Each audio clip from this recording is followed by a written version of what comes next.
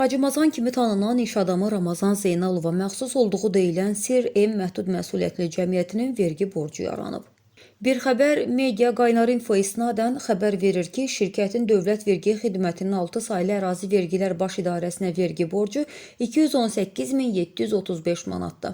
Qeyd edək ki, nizamnamə kapitalı 20 manat olan MMC-nin qanuni təmsilçisi Əzimov Mahmud Nizami oğludur. Ötən ilin avqust ayında Dövlət Su Ehtiyatları Agentliyinin yanında suların istifadəsinə və mühafizəsinə Dövlət Nəzarəti Xidmətinin apardığı nəzarət tədbirləri zamanı SİREM MMC tərəfindən Viləşçay su anbarından ağır texnikalardan istifadə olunmaqla torpaq və qarışıq süxurun çıxarılması faktı aşkar edilib. Şirkət rəhbərliyinə cinayət işi açılmışdı. Sonradan bu barədə ictimaiyyətə məlumat verilmədi. 2022-ci ildə də Viləşçayın hövzəsindən torpaq və çaylaq daşlarının qanunsuz daşınması aşkar edilmişdi.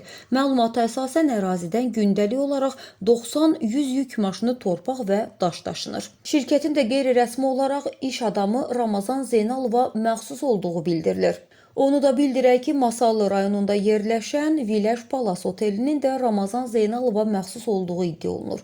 Ötən ilin aprel ayında Viləş Palas otelinin qanuni təmsilçisi dəyişib. Ramazan Zeynalovun qardaş oğlu Vüqar Zeynalov MMC-nin qanuni təmsilçiliyindən çıxarılıb. Onun yerinə Bağırlı Samir Eldaroğlu gətirilib. 2024-cü ildə Əmlak Məsələləri Dövlət Xidməti Viləş Palas Otel MMC-ni aralarında yaranmış torpaq mübahisəsinə görə məhkəməyə verib.